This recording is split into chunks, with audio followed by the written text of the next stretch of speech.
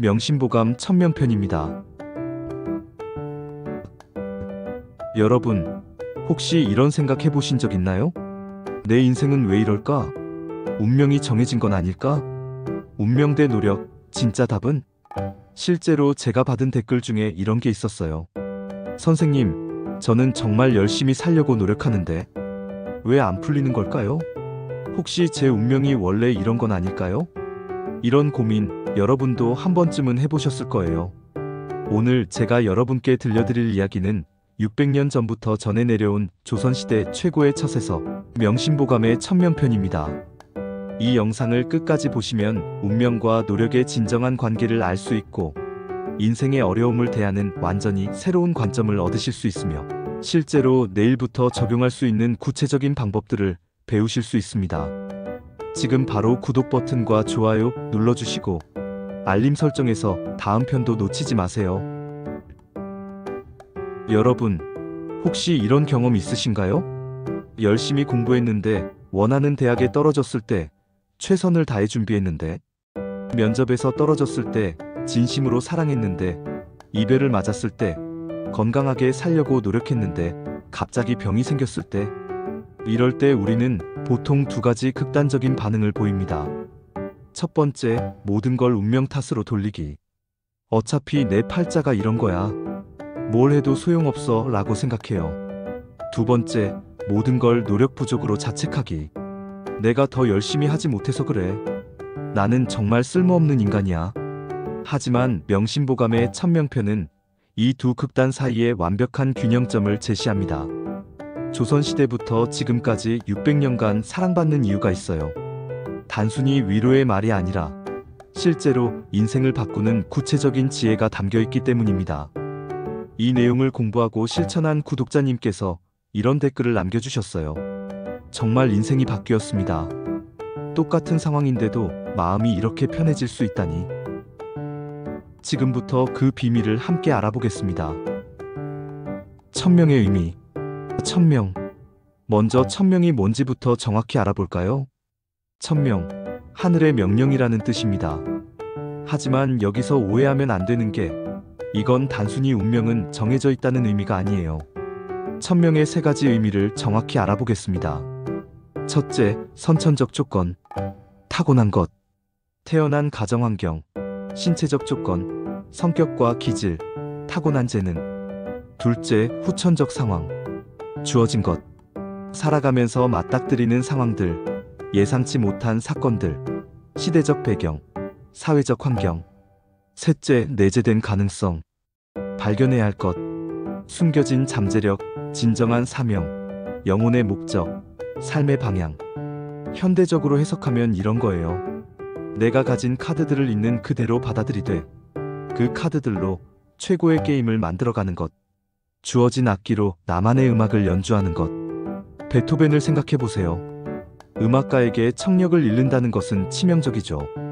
하지만 그는 이 시련을 받아들이면서도 포기하지 않았어요. 오히려 더 깊이 있는 음악을 만들어냈습니다. 이게 바로 천명을 제대로 아는 사람의 모습입니다. 여러분은 지금 자신에게 주어진 조건들을 어떻게 받아들이고 계신가요? 4. 핵심 구절. 이제 명심보감 천명편의 핵심 구절들을 하나씩 살펴보겠습니다. 첫 번째 구절. 지명자 불원천, 지기자 불원인. 천명을 아는 자는 하늘을 원망하지 않고 자기를 아는 자는 사람을 원망하지 않는다. 이 구절의 핵심은 원망입니다. 원망은 우리 에너지를 완전히 소모시키는 감정이에요.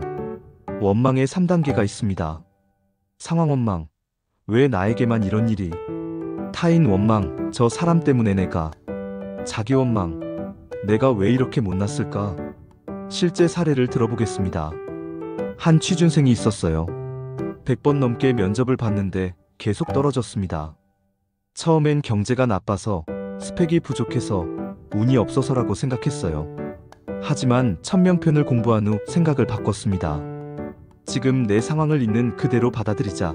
떨어진 이유를 객관적으로 분석해보자. 내가 통제할 수 있는 것에만 집중하자. 결과적으로 6개월 만에 원하던 회사에 합격했습니다. 다음은 핵심 구절입니다. 두 번째 구절. 순천자존, 역천자망. 하늘을 따르는 자는 살고 하늘을 거스르는 자는 망한다. 중요한 오해를 해결해 드릴게요. 그럼 그냥 포기하고 체념하라는 뜻인가요? 절대 아닙니다. 여기서 하늘을 따른다는 것은 자연의 이치와 도덕적 원리를 따른다는 의미예요. 하늘을 따르는 구체적인 방법들을 알려드리겠습니다. 첫째, 타이밍의 법칙. 봄에는 씨를 뿌리고 가을에는 수확한다. 준비할 때와 실행할 때를 구분한다. 기다려야 할 때와 행동해야 할 때를 안다. 둘째, 진실의 법칙. 거짓말로는 지속 가능한 성공을 할 수 없다. 진실함이 결국 가장 강력한 무기다. 단기적 손해를 보더라도 정직함을 유지한다. 셋째, 조화의 법칙. 나 혼자만의 이익을 추구하지 않는다. 상대방도 윈할 수 있는 방법을 찾는다. 전체의 균형을 고려한다. 최근 여러 사건들을 보면 이런 원리를 무시한 사람들이 어떻게 되는지 알 수 있어요. 단기적으로는 성공한 것 같지만 결국 무너지게 됩니다. 핵심 구절 3입니다. 세 번째 구절. 낙천지명, 고불우. 천명을 알고 하늘 뜻을 즐기면 걱정이 없다. 여기서 즐긴다는 표현이 핵심입니다. 단순히 참고 견디는 게 아니라 실제로 즐길 수 있다는 거예요. 어떻게 힘든 상황을 즐길 수 있을까요? 첫째, 성장의 관점.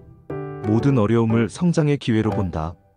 이 상황이 나를 어떻게 강하게 만들까? 이 경험을 통해 무엇을 배울 수 있을까? 생각해 보는 거예요. 둘째, 기여의 관점. 이 어려움을 통해 누군가를 도울 수 있을까? 내 경험이 다른 사람에게 도움이 될까? 생각해 보는 거예요. 이 시련이 나를 더 공감 능력 있는 사람으로 만들까? 생각해 보는 것이죠. 셋째, 감사의 관점. 힘든 상황에서도 감사할 것들을 찾는다. 그래도 이런 건 괜찮네. 적어도 이런 사람들이 있어서 다행이야. 실제 변화 사례를 들어보겠습니다. 한 사업가가 코로나 때문에 사업이 망했어요. 처음엔 절망했지만 천명편을 공부한 후 생각을 바꿨습니다. 아, 이게 새로운 시작의 신호구나. 이제 정말 하고 싶었던 일을 해볼 기회가 왔네. 결과적으로 완전히 새로운 분야에서 더 큰 성공을 거두었습니다. 7실천법 1, 2단계. 이제 구체적으로 어떻게 실천할 수 있는지 알아보겠습니다. 1단계, 현실인식. 매일 아침 5분만 투자하세요. 체크리스트를 제공해 드릴게요. 오늘 내가 통제할 수 있는 것들 3가지 적기. 통제할 수 없는 것들 3가지 적기. 통제 가능한 것 중 가장 중요한 1가지 선택하기. 그것에 집중하기로 결심하기. 실제 예시입니다. 통제 가능한 것, 내 노력, 내 태도, 내 선택.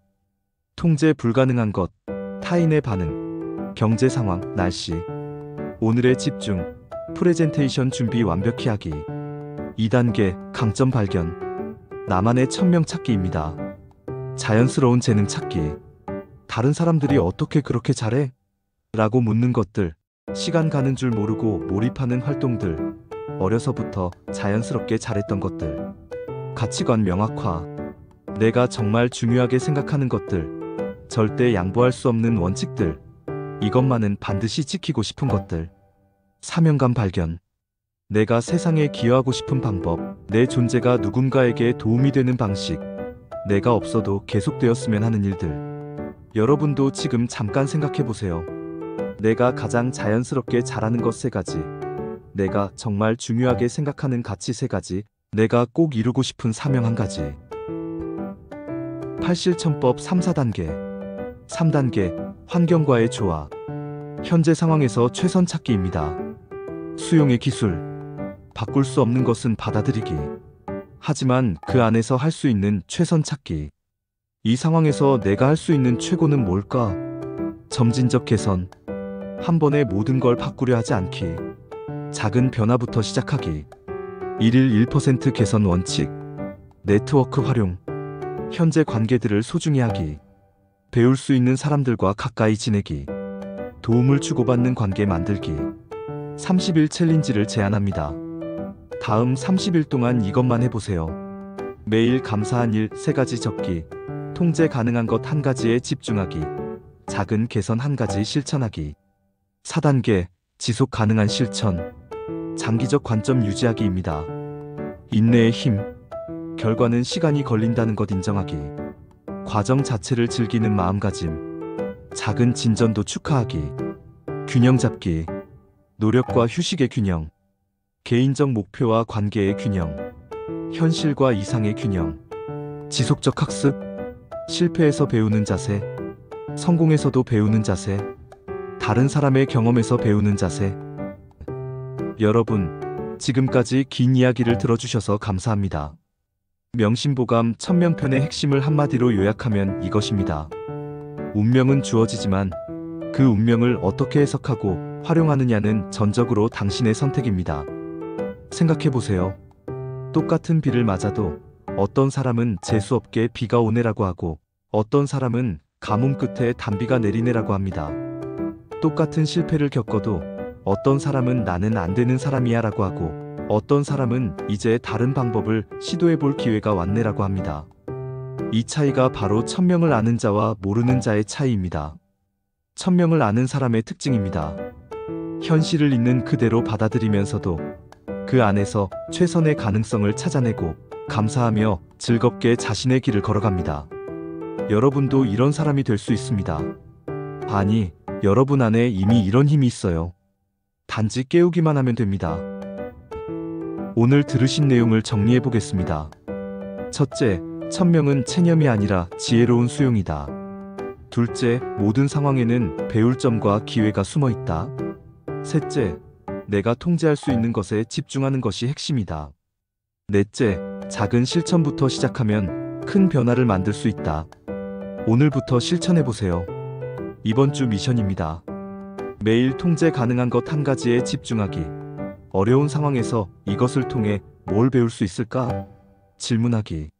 감사한 일 3가지씩 찾아보기. 이번 달 미션입니다. 내 강점과 사명 명확히 하기. 작은 개선 하나씩 실천하기. 천명편 구절 하나씩 깊이 묵상하기. 댓글 이벤트입니다. 오늘 영상을 보고 가장 인상 깊었던 부분과 실천해보고 싶은 것을 댓글로 남겨주세요. 가장 좋은 댓글을 남겨주신 분께는 추첨을 통해 명심보감 완전판을 선물로 드리겠습니다. 다음 편 예고입니다. 명심보감 3번째 편 수기편에서는 어떻게 하면 감정을 완벽하게 컨트롤할 수 있을까? 화가 날 때 1초 만에 마음을 다스리는 방법, 조선시대 선비들의 멘탈 관리 비법을 공개하겠습니다. 마지막 부탁입니다. 오늘 영상이 도움이 되셨다면 좋아요 눌러주시고 주변 분들에게도 공유해주세요. 구독과 알림 설정도 한 번씩 부탁드려요. 다음 편도 함께해요. 댓글로 여러분의 생각과 경험을 나눠주세요. 마지막 질문입니다. 여러분은 지금 자신의 천명을 얼마나 이해하고 계신가요? 그리고 앞으로 어떤 방향으로 살아가고 싶으신가요? 솔직한 이야기를 댓글로 들려주세요. 저도 하나하나 읽어보고 답글 달아드리겠습니다. 600년 전 조선의 지혜가 여러분의 삶에 실제적인 도움이 되길 바라며 다음 영상에서 더 깊이 있는 내용으로 만나 뵙겠습니다. 그럼 안녕히 계세요.